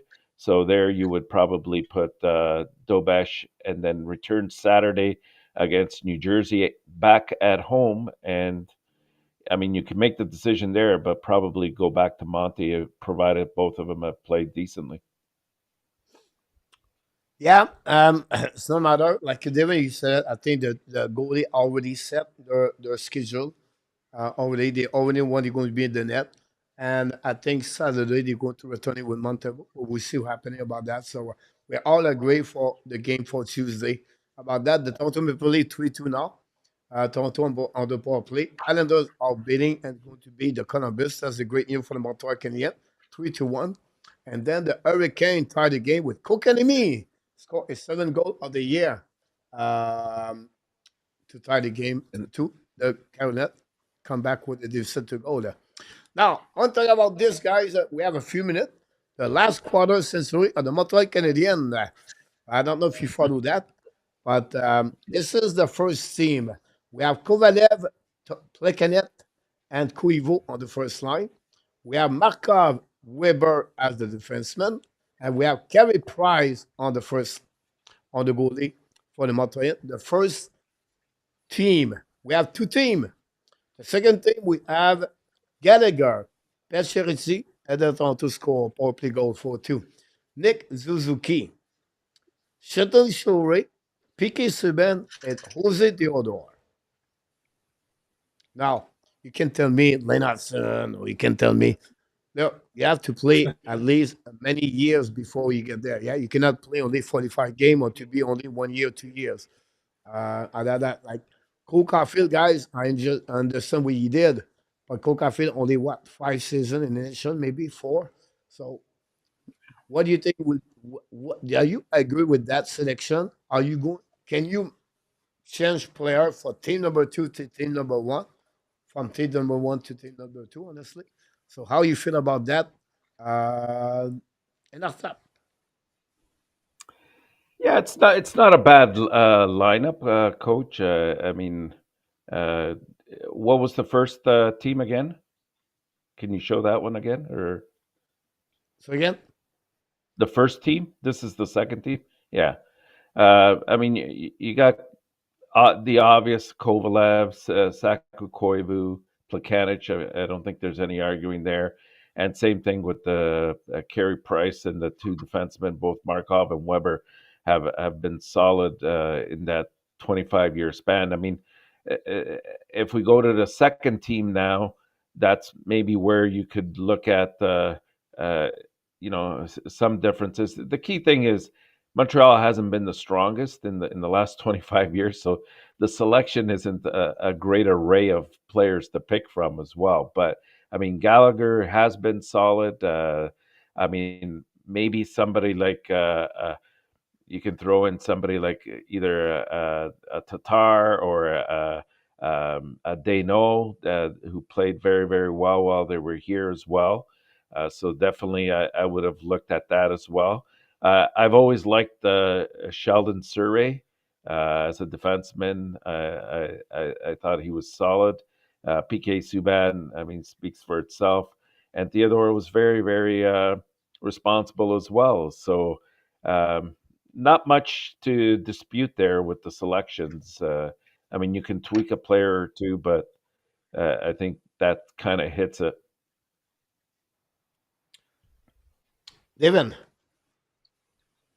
Yeah, I actually made my own list before that one came out, and it's I had Pacioretty, Plekanec, and Kovalev, Markov and PK and Carey Price on team one, and on team two I had Tatar, Koivu, and Gilly, with Weber and my dark horse that nobody seems to be giving any love to, but Frankie Bouillon I had on my second pairing defense, and Jose Theodore. So I mean I think any of those lists are good. What really stood out to me was when I was trying to make my list was how um, how how soft or how how little talent there was over the last 30 or last 25 years with this organization, and how obviously there's some good players there, but there's not really any great players.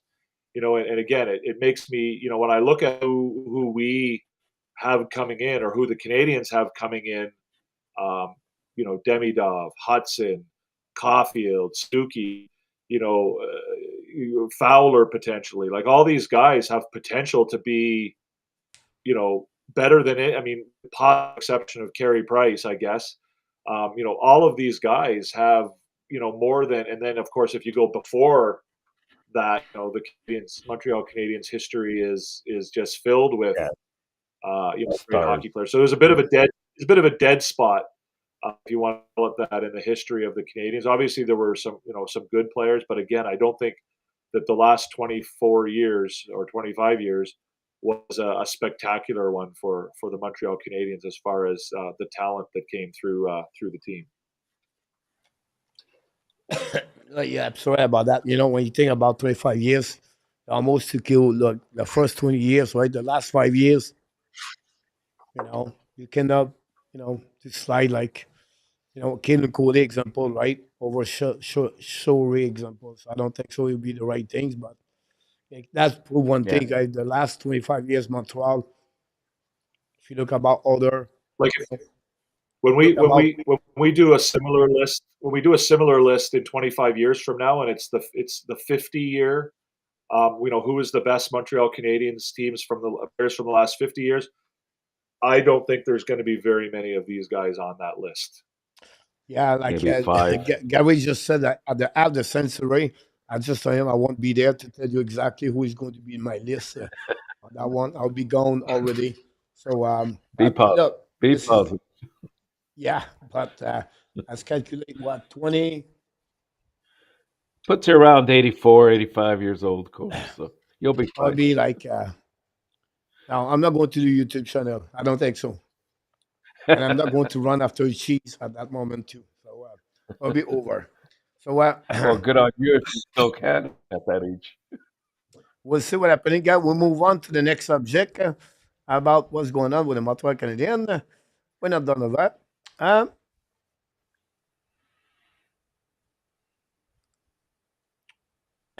it's fun, guys, for the Montreal Canadiens this season.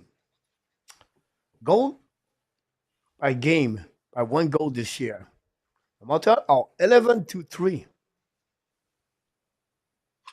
That's In really one goal game. interesting if you think about last season, what it looked like. The back-to-back game. I'm talking about the second game, not the first game. That they are 6-2-1. They have 9 W this year. One they tie or they are trail at the beginning of the third period. Those information, guys, is really significant of who they are. The Tampa Bay Lightning, guys, cut the lead 4-3. by 2-1. No. Um, 4-3. 4-3. last year, Montreal Canadiens, I believe, was 45 game or 48 game on the by one goal, and they lost 28 times. The back-to-back game, how many games they win last year, Mr. Enortap? I On the think it was second 2. game. One. I think it was 1. You're absolutely right. One. So this is important thing, important things. And why? Because that show me things, and you can tell me what you feel about that. But let's say we this year focus on one purpose of the year is how we learn to win game. Look about the stat. That's what you do. They're starting. So for me, you get maturity on the Montreal Canadiens. They start to learning. It's not perfect, but I think this is a great education of Montreal Canadiens, what they look like right now. And I think we have to give credit for that. And for you, Devin and Enortap, how you feel about those results of the stat when you see those information? Devin. Those are the results of the winning habits, right? Those are the results of, as the word you used, coach, maturity. This is what happens. This is the difference between being a young, immature team that doesn't have winning habits versus a team that does. They've learned, they've developed, they've become better. They're a better team, and they win the one goal games now rather than losing one goal games was their Achilles heel last year. Now they're winning those games. back to backs. They can do back to back now, right? They deal better with adversity. They're more in control on the ice.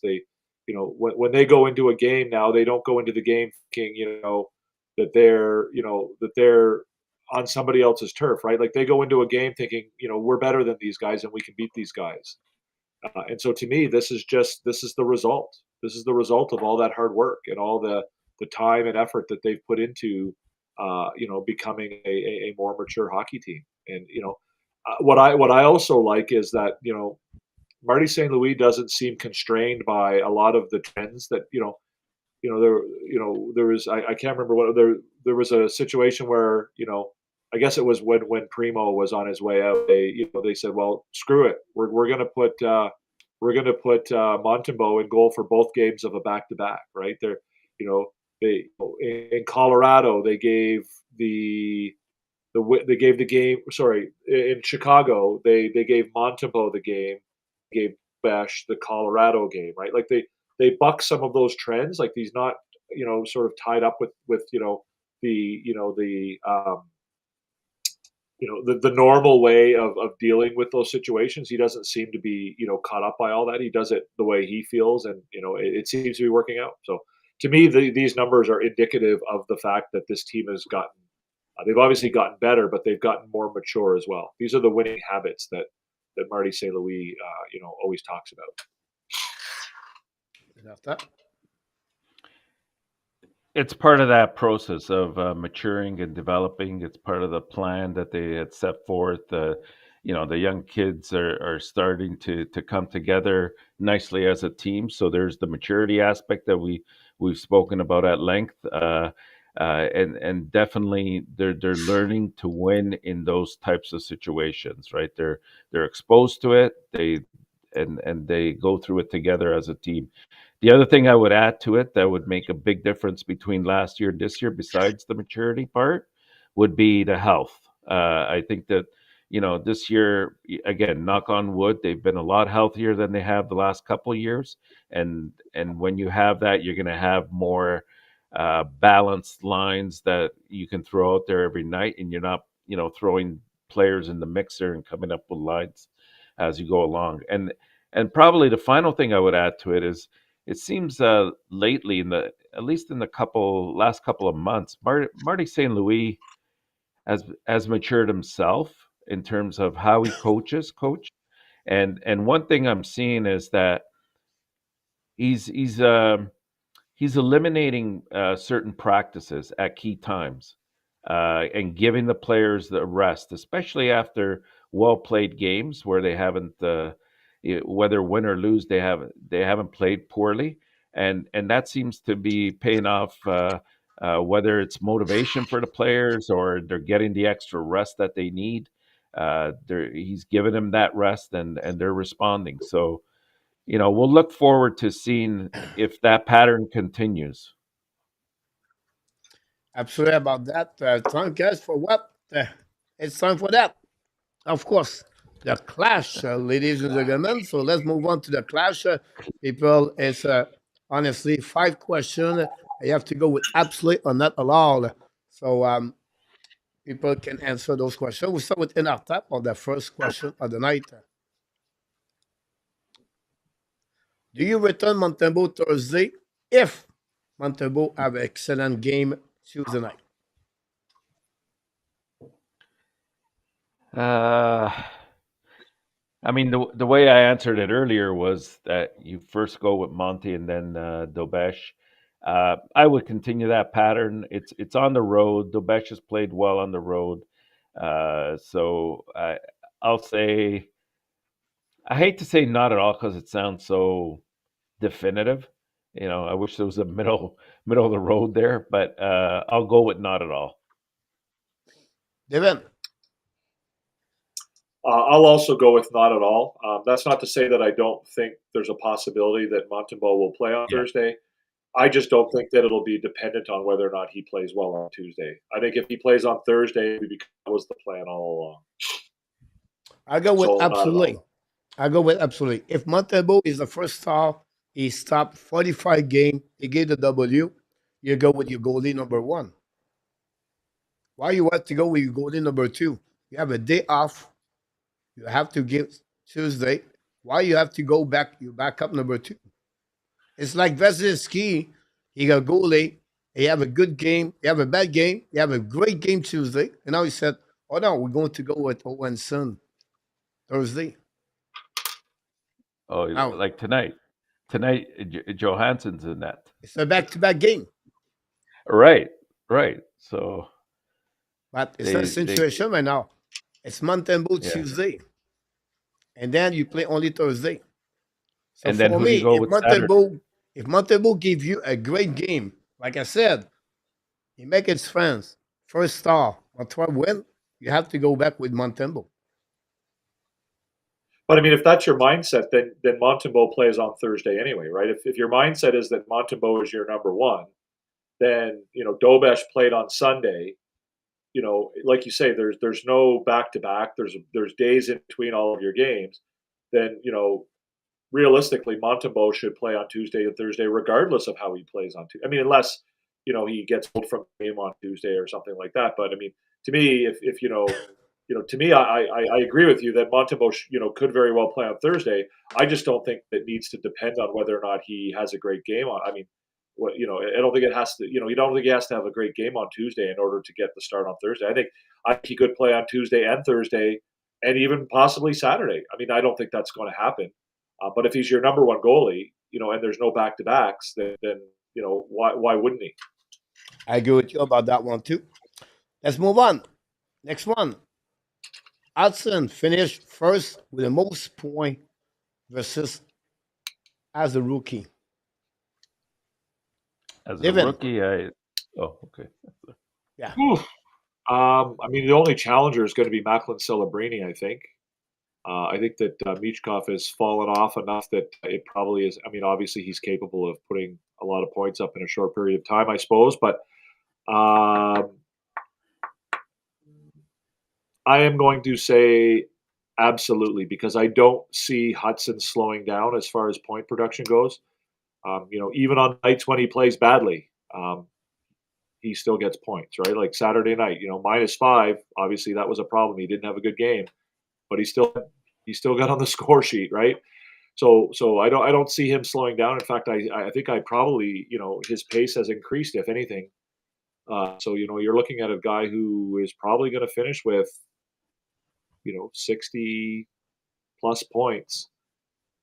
The only guy I think that can match that will be Macklin Celebrini, and I don't. I don't. They're not on the same kind of role that the Canadiens are on right now. So, I think that Hutson does finish with most points for rookies this year. So I will say absolutely. Just give you an idea, guys. Boston win, Columbus low last. Now you say, oh, Montreal is going to be close to Columbus. But no, Boston now we have 2 points France at the standing. So if you are 5 point less, guys, it's so hard. It is. You have too many teams and the race. Like this is a great example. Columbus lost. Oh, if we win tomorrow, we're going to pass them.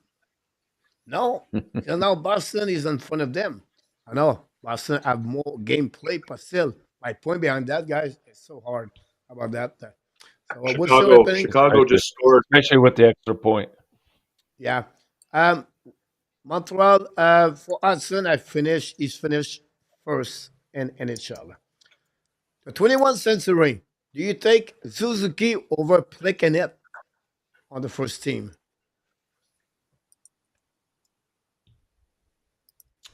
Enortap.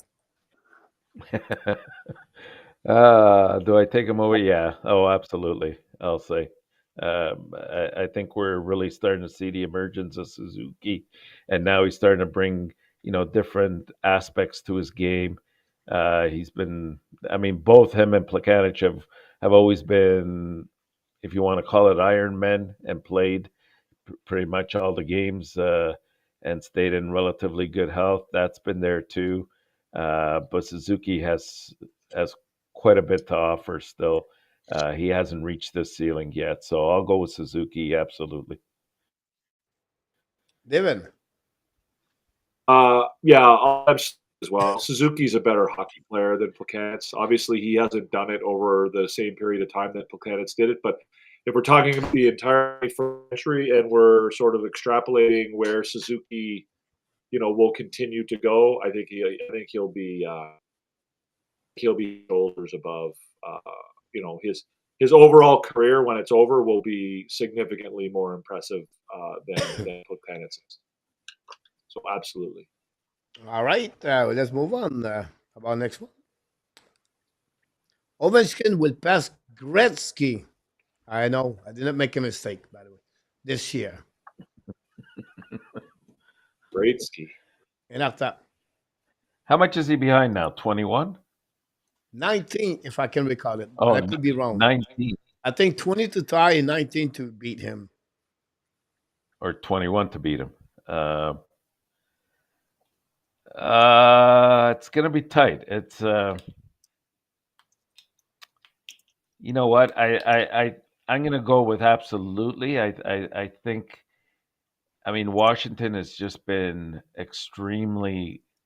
To me, they've been the story of the year, the team of the year in terms of what they've achieved, and it's not just based on what Ovechkin's done. I think that they've played well as a team, and I think the opportunities, because they're playing in a lot of good close games and they're winning a lot of these, or going late into the game with opportunities for the opposing team to pull their goalie, it's going to give Ovechkin that opportunity to beat the record this year. And as long as he stays healthy, I think he does it, but he does it very late in the year. Yeah, I think he does it as well. Now, I Again, want to assuming mention he one stays. thing. This year, guys, I'm talking about the season 24-25. Yeah. Right. Yes, absolutely. Yeah.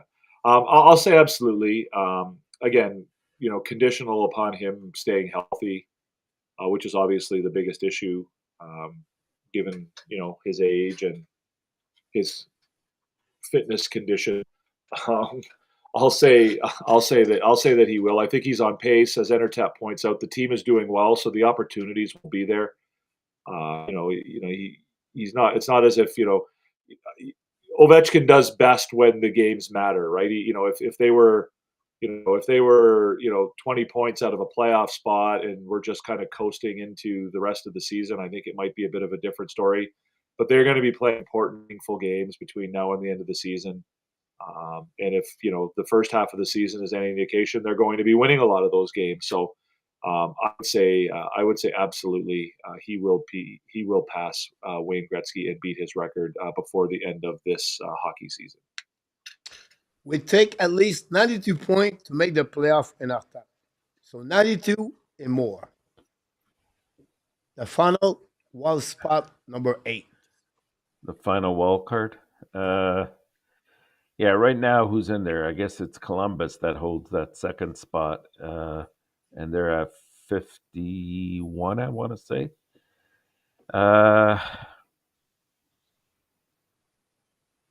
Yeah, probably. I would say absolutely. I think it's going to be tough to get to that because there's so many teams that are in that proverbial mix that they're going to beat each other on alternative nights. So there'll be less points to obtain. But I think eventually what ends up happening as every year is there's always one or two teams that will pull ahead and go on a hot streak right at the very end, and that should pull them right at around 92 points. So I'll say absolutely.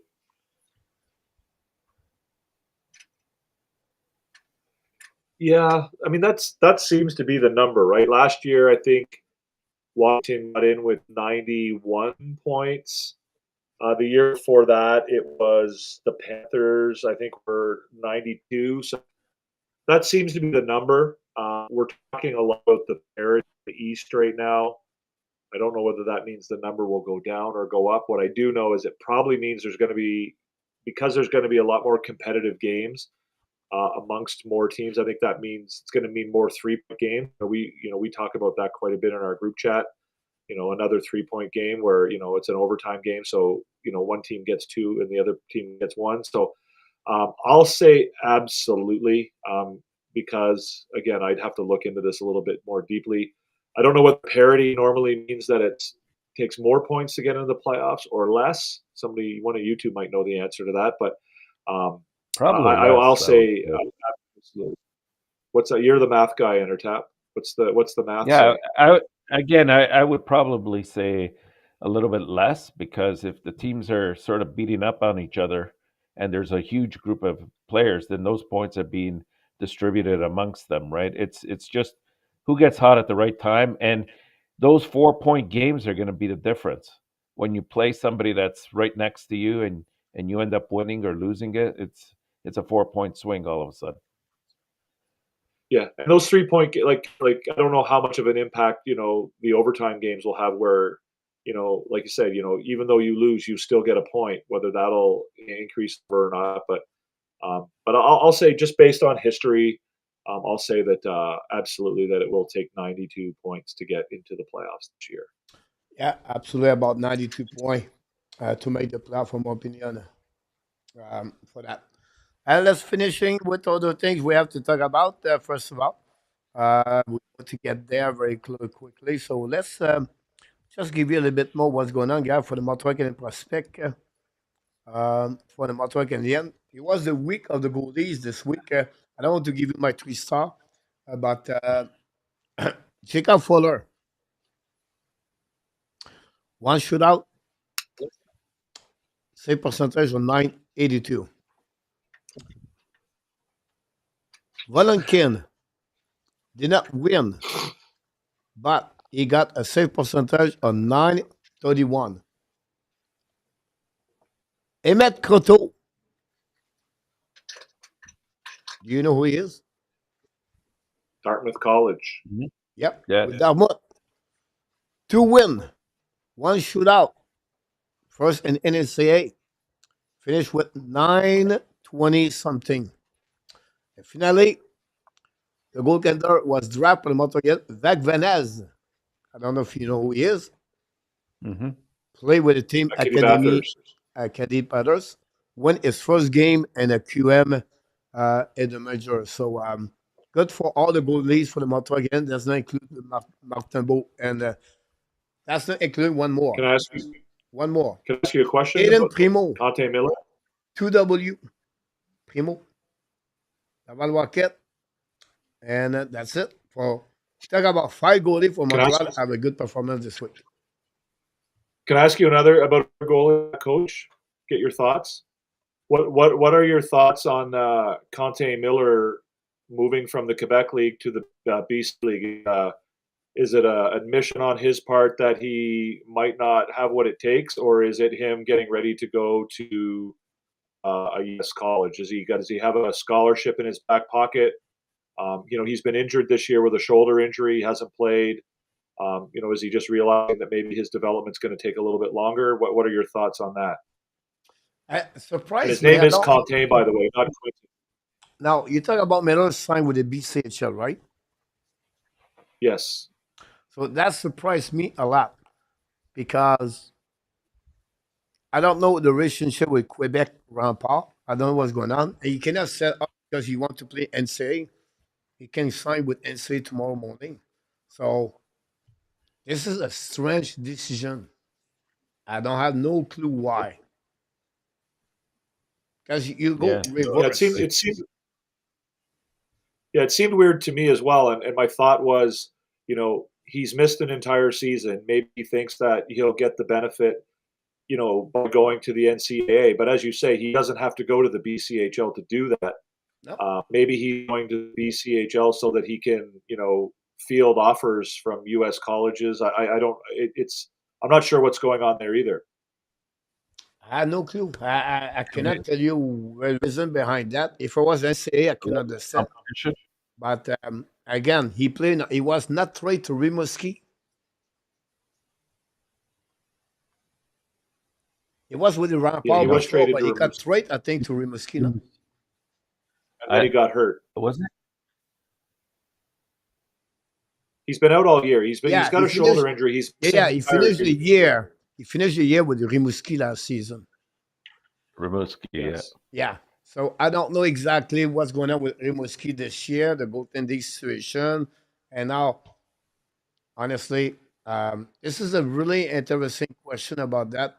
I have to figure out a little bit more deeper about that situation. So we're going to I will pay attention to a little bit more closer about that. So just want to open the door, guys. We're going to finish with that. What we do at the end of the show.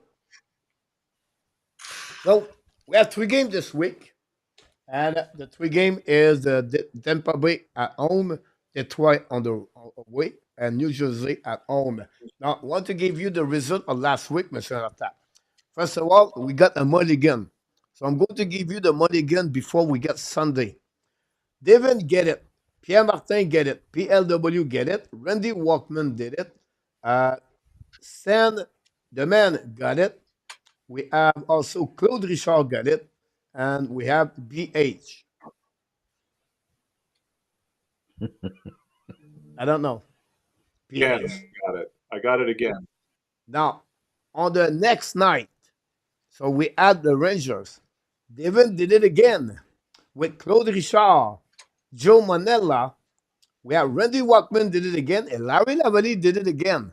So congratulations, Devin. I think Devin is right now zero. He did 3 times back to back to back for Devin. He is on the straight, Mr. Artap. So now is your time to break the situation, Mr. What Artap. was it? What was it? How many points did you predict? Yep. Yep. No, Devin. Devin, how many points did you predict? 4. I predicted 4, and then when we added the other one, I 4. said 6. I think. Yep. Oh, okay. Yep. So it's time to Good. figure out, guys. And Rabinov You go thought. with 3 points this week. And Rabinov, 3 points. In our time, What you're do going you? to I'll start. let you go first, Enortap. Yeah, sure. I'll go with. I'm gonna go with 4 points. 4 points. Keep it simple.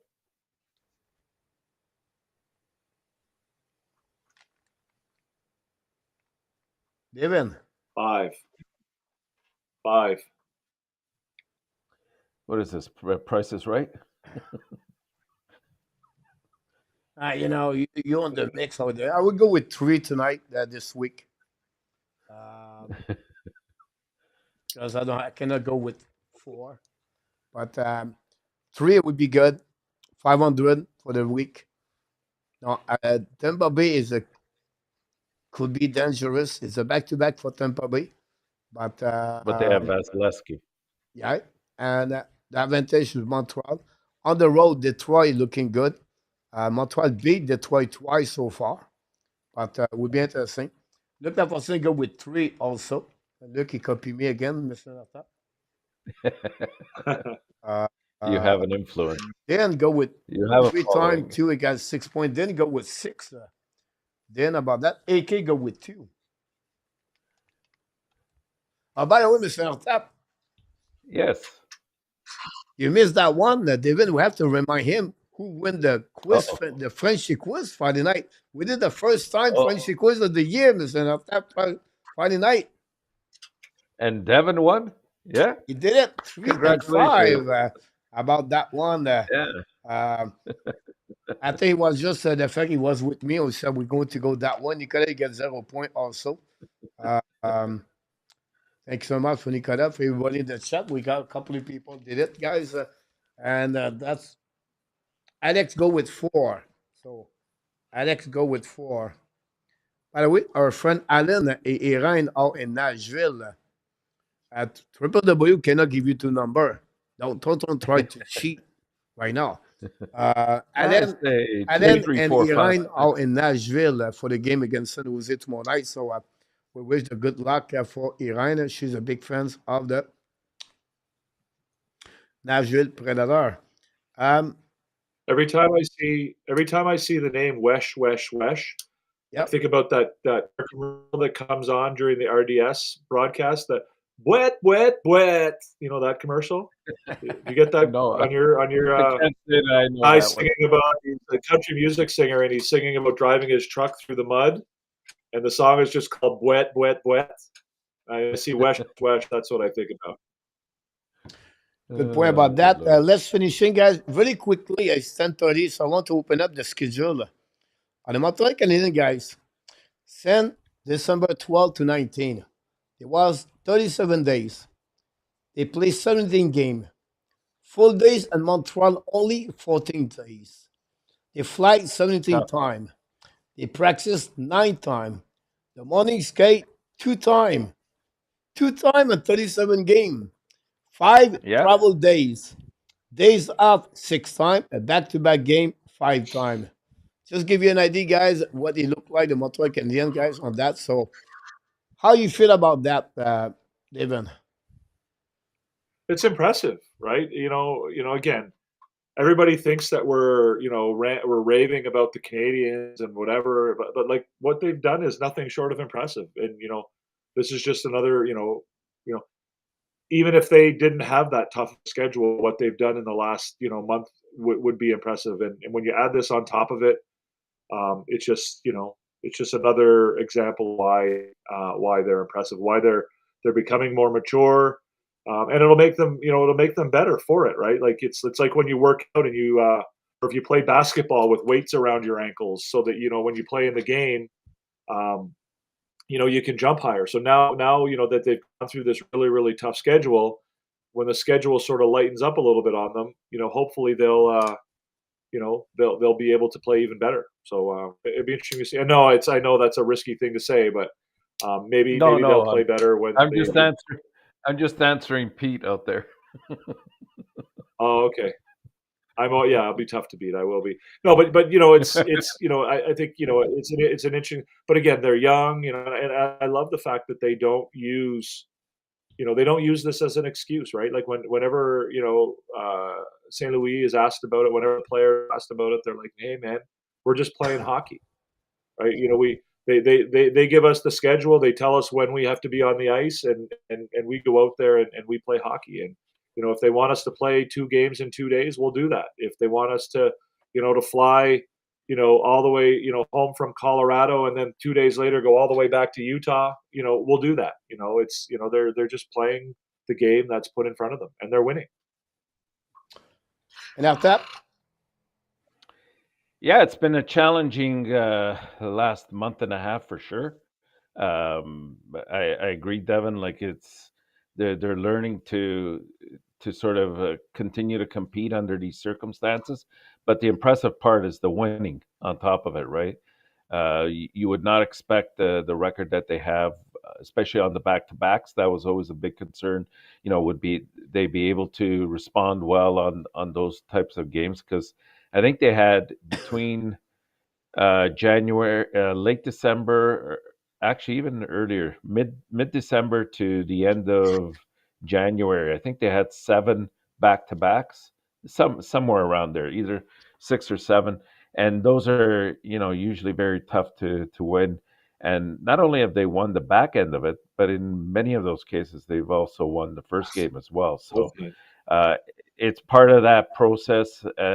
As we've said so many times on the show, it's all about having patience and believing in the direction that they're going. And so far, so good. And let's continue to go this way now.